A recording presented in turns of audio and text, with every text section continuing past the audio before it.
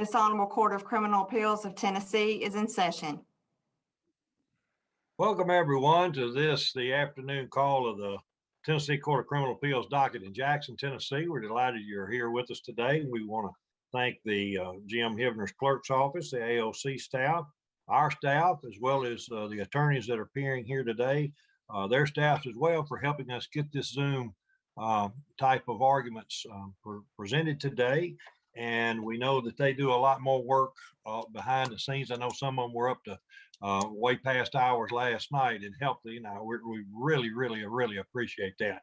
We're happy to announce also that you can tell by our smiles we enjoy being with you today, but we are also happy that we'll be returning full speed, hopefully in court in person in January across the state, Lord willing. And with that, these particular type of arguments are handled just like in-person arguments, 20 minutes per side. The appellate needs to reserve any time when he's called upon. Please do so when you approach and begin to speak. You have a panel that represents the entire state of Tennessee. From the middle, we have Judge Tim Easter. From the east, we have Judge Norman McGee Ogle, and I'm John Everett Williams from the west. With that, would you call the next case, Madam Clerk? Corey Dendy versus State of Tennessee. Mr. Israel, you may proceed. Good afternoon, Your Honor. If I can reserve 5 minutes for rebuttal time. Yes, sir. I'll keep up with it. Thank you. May it please the court. I represent the petitioner in this matter, Corey Dendy. Mr. Dendy pled guilty in the Division 8 of the Shelby County Criminal Court on December 10th, I believe, 2018. He accepted a 10-year sentence at 85% parole eligibility, and did not directly appeal. This is a post-conviction. This is an appeal of a denial of the post-conviction petition that was filed in Division 8 of the Shelby County Criminal Court before Judge Kraft. Were you court appointed, by the way? I was court appointed. The petition itself in the trial court level was handled by Jim Hale. He filed the notice of appeal, and then I was appointed to represent Mr. Dendy subsequent to that. We appreciate your service. Well, I appreciate being here. Thank you. This is a appeal of a guilty plea that was taken under somewhat unique, not entirely unique, but at least somewhat problematic circumstances. It is a one-day offer guilty plea. What that means, and I'm going to focus my oral argument today on the coercive, whether this was a voluntary and informed guilty plea, rather than the second issue raised in the brief of whether there was ineffective assistance of counsel led to this guilty plea. I think the ineffective assistance issue is argued effectively in the brief, and I want to focus on the coercive circumstances that resulted in Mr. Dendy pleading guilty. The one-day offer, that is clear from the record that the offer was, it's called a one-day offer. It's really about a 3-hour offer. Throughout the record, it's clear that this is a one-day offer. That was the testimony of Mr. Dendy. It was a testimony of Mr. Dendy's attorney, Kenneth Brazier, who was called as a witness by the state, a rebuttal witness, at the post-conviction hearing. It's stated by the prosecutor in her closing argument in the post-conviction hearing. And she was the prosecutor not only who handled the post-conviction petition, but also handled the guilty plea. So her statement in closing argument is something like the state decided to add some pressure on December 10th. I think that is essentially an additional corroboration that yes, it was a one-day offer. It's also the finding of the court. So we may not even need to go any further than that in establishing that this is a one-day offer. The court found not only cited the language as a one-day offer, but also stated in its finding of facts denying the petition, in its order denying Mr. Dendy's petition, stated that the offer was extended if the petitioner would take it that morning. And that's where I'm getting to. It's really a 3-hour offer. Courts in Shelby County open at 9 a.m. Attorneys typically have several or many cases on their dockets that are scheduled throughout 201 Poplar, which is our courthouse. Even if we assume that Mr. Brazier arrived in court at 9 a.m. or even slightly before 9 a.m. and conveyed this offer to Mr. Dendy, the earliest it might have been conveyed is 9 a.m. And the court's statement that the offer had to be accepted that morning makes it a 3-hour exploding offer. If you don't take it today, it's gone. You have any case law across America that says that that's improper? I don't have direct authority stating that it is improper. The state's brief cites Wade versus State, which upheld a guilty plea under similar circumstances, but it is distinguishable.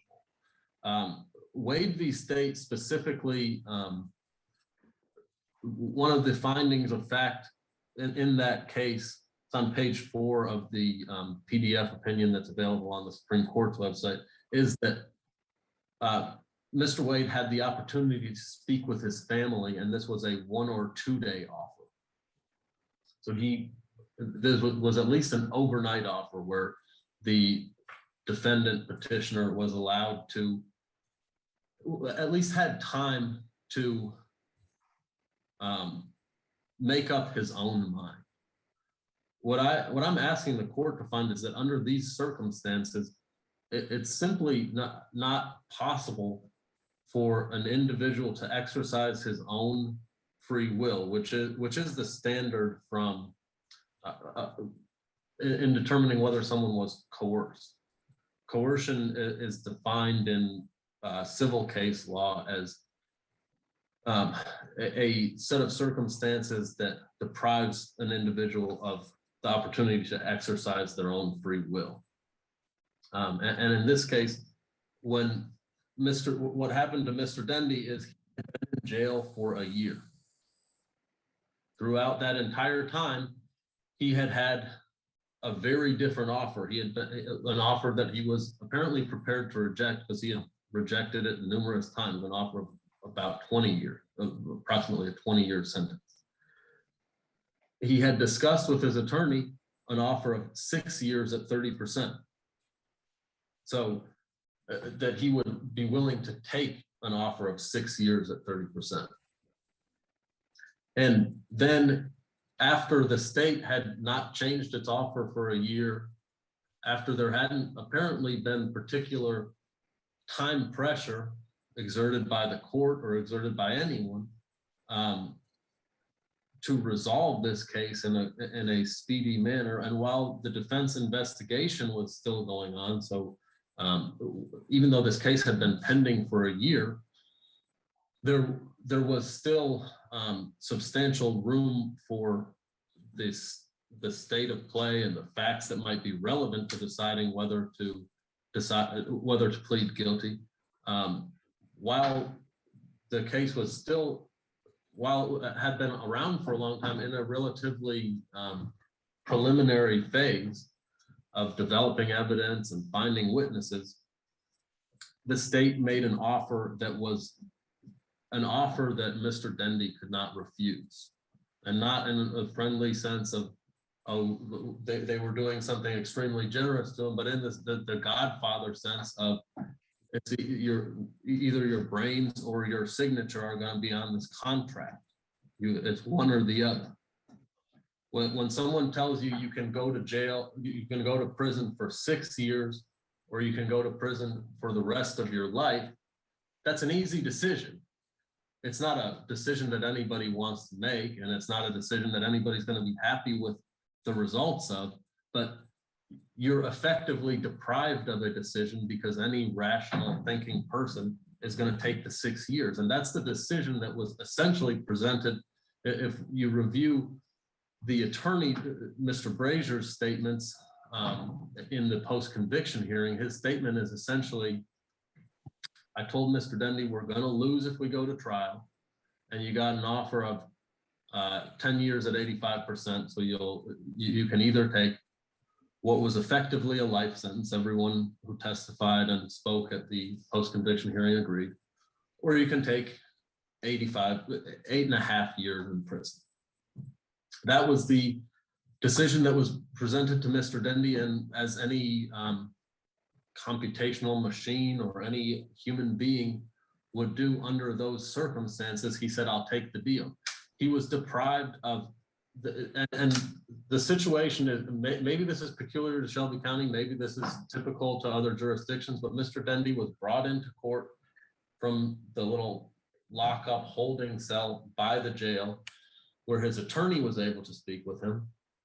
But Mr. Dendy had, and this is not explicitly in the record, but I think it's we can infer it from the record.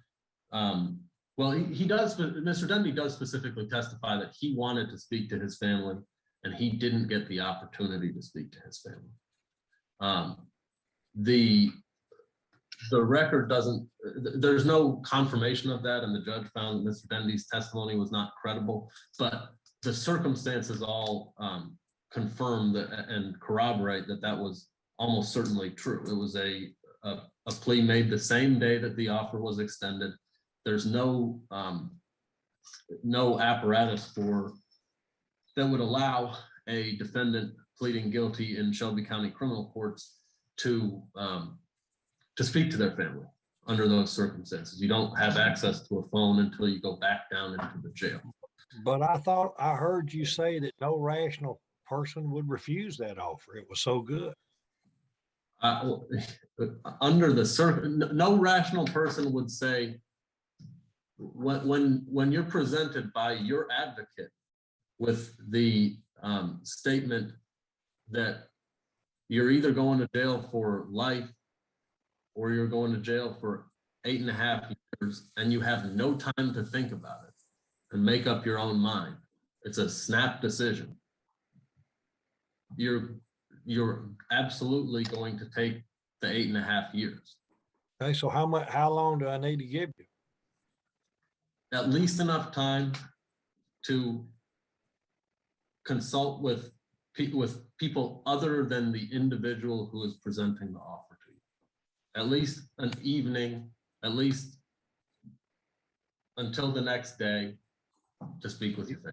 Do you know how many guilty pleas would be set aside if that was our standard across this state? I don't think that a decision of that sort would have to be applied retroactively, and you would consider. I don't think that it would need to be a bright line rule, but under the circumstances here, well, that's what you're asking for, is a bright line rule based upon time. From what I'm hearing, I may be wrong, but it's just based on time alone, because you said no rational person would refuse it. So it must be a good deal. And the only other thing is I need to get my family to agree to it or let me go over it with them. Well, if it's such a good deal, I guess he'll try to sell it to his family that it's a good deal. It wouldn't be a good deal to an innocent man. I agree with that. An innocent man would want to go to trial also. But what my contention is that under these circumstances, when the timeline of in which the individual is required to make this decision is so shortened and arbitrarily so, even an innocent man would very likely accept that offer. Even an innocent man wouldn't have the opportunity to think and consider whether he should run the risk of trying a case under those circumstances when he doesn't have any opportunity to consult or speak with anyone or even really think by himself about whether this is the right decision. There's nothing in the record that suggests that this case had to be resolved on that day. The state's actions clearly suggest that that's exactly what they wanted, was to deprive the defendant of the opportunity to make an intelligent decision based on his own thoughts. Mr. Brazier's testimony at the post-conviction hearing was that he went to the state and he said, Mr. Dendy wants to speak to his family. Mr. Dendy wants an opportunity to speak to his family, which means we're going to have to come back tomorrow. And that request was denied by the state. The state's response was the offer's off the table tomorrow. Okay, well, the state can play hardball. I agree. They sometimes do. Mr. Ezra, you're about to get in your rebuttal time. Would you like to, do you want us to proceed on with the general? Yes, thank you. Okay. Yes, sir, General. Thank you, Your Honors. Jonathan Wardle for the state of Tennessee. I'm glad to see you all. I wish it could be in person, but I'm also grateful for staff. I believe it was our office that required them to be up late working, and I appreciate them doing that. The way I understand counsel's argument is, number one, the offer was too good to pass up, therefore it's coercive. I can think of a lot of defendants that would not like that to be the law. If the offer is too good to pass up, then if that is inherently coercive, that means you could never have that good a deal.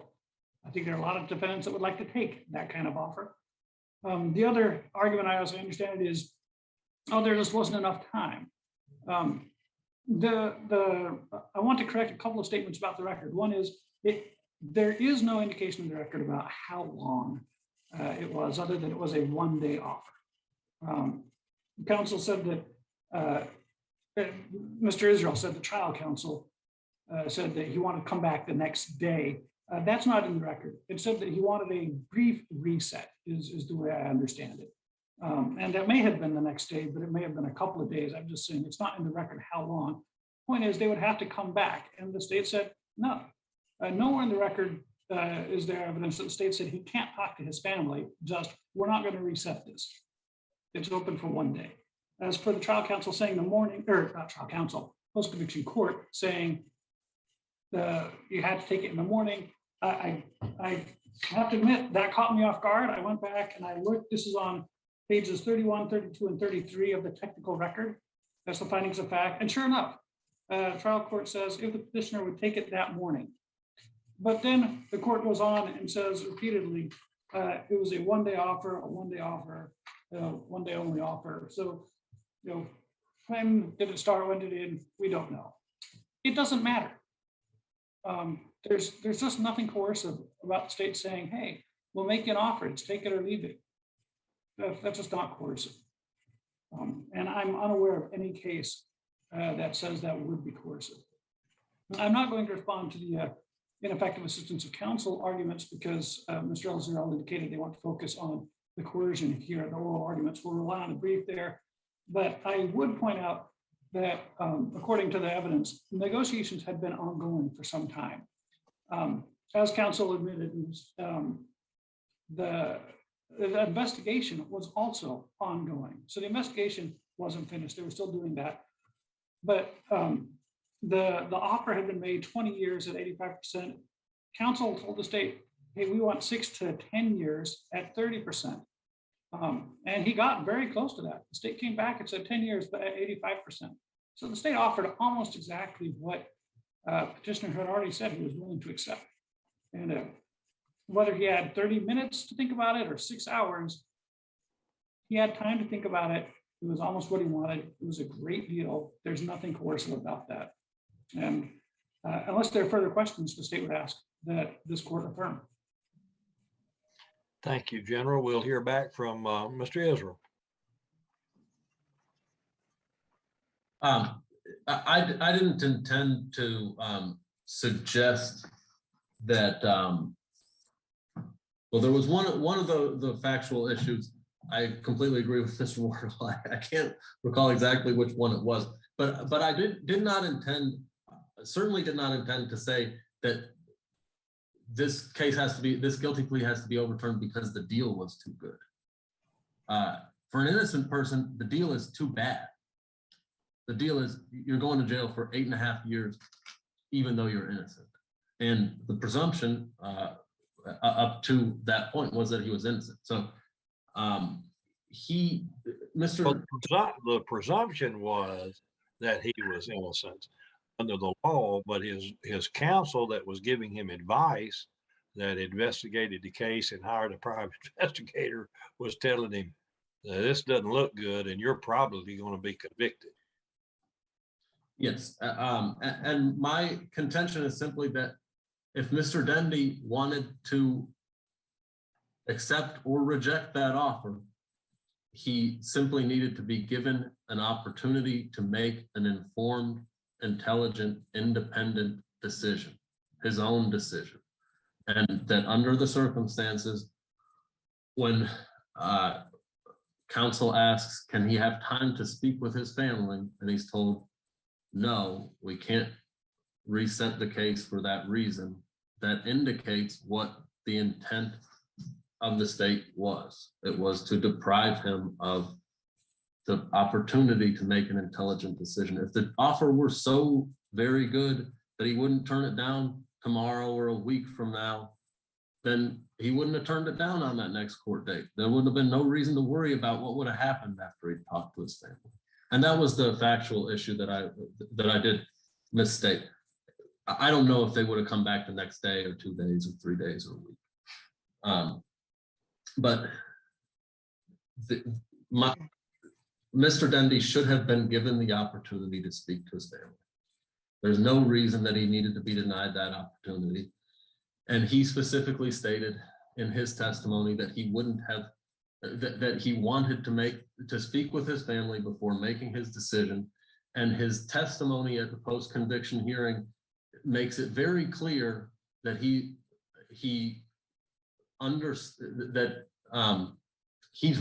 willing to fight this case and try the case. The judge warned him repeatedly in the post-conviction hearing, you understand, if I grant your petition for post-conviction relief, you're never getting another offer. You're going to trial with all of that time stacked up against you, the way it would have been if you had not taken that deal. I'd ask the court to reverse and find that Mr. Dendy's plea was taken involuntarily because he was not given sufficient time or opportunity under the totality of circumstances to consider and make an independent decision. Thank both of you. I think the arguments were well presented and fairly narrow. So we ought to be able to give you a decision on this, and hopefully you will understand our reasonings for what we did. Thank you both again, and we'll stand in recess till 3 o'clock. Thank you. This honorable court is in recess until 3 p.m.